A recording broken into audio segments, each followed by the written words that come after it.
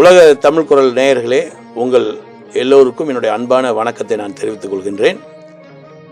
நம்முடைய இன்றைய பரபரப்பான வாழ்க்கை சூழலில் இந்த உரையெல்லாம் கேட்பதற்கு நமக்கு ஓய்வு கிடைப்பது அரிதெனினும், ஏதோ ஒரு நிலையிலே இந்த உரையை கேட்கக்கூடியவர்கள் இந்த உலக தமிழ் குரலிலே வரக்கூடிய உரைகளை கேட்பதனாலே தன்னுடைய வாழ்க்கையிலே ஒருபடி முன்னேற்றம் காண்பார்களேயானால் அது இந்த உலக தமிழ் குரல் தொடங்கியதற்கு ஒரு அர்த்தம் இருப்பதாகவே நான் கருதுகிறேன்.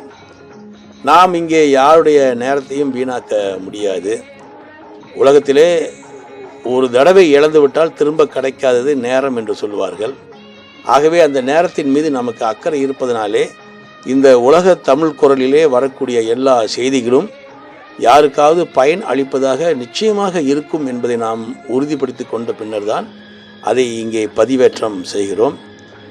இந்த நேரத்திலே உலக தமிழ் குரல் நேயர்களுக்கு ஒரு செய்தியை சொல்வதற்கு நான் விரும்புகிறேன். அதாவது, உலகளாவிய நிலையிலே மிகப்பெரிய அறிவாளிகள், அறிஞர்கள் இருக்கிறார்கள். அவர்களெல்லாம் நாம் சிந்திக்கக்கூடிய ஒரு காரியத்தை வேறு மாதிரி சிந்திக்கக்கூடிய ஆற்றல் படைத்தவர்கள். அவருடைய சிந்தனைகள்லாம் நமக்கு கிடைக்குமேயானால் இந்த உலகத்தில் நாம் தேடிக்கொண்டிருக்கின்ற அந்த வெற்றியை அல்லது அந்த விருப்பத்தை அடைவதற்கான ஒரு வாய்ப்பு நமக்கு கிடைக்கும் என்றே நான் கருதுகிறேன்.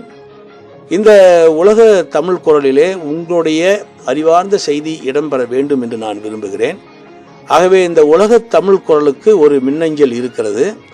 அந்த மின்னஞ்சலிலே நீங்கள் உங்களுடைய உரை தொகுப்பை நீங்கள் பேசி இங்கே அனுப்புவீர்களேயானால் அந்த பேச்சு உலகளாவிய நிலையிலே வாழக்கூடிய மக்களுக்கு பயனாக இருக்குமேயானால் அதை நாம் இங்கே பதிவேற்றம் செய்வோம் என்பதை தெரிவித்துக் கொள்கிறோம்.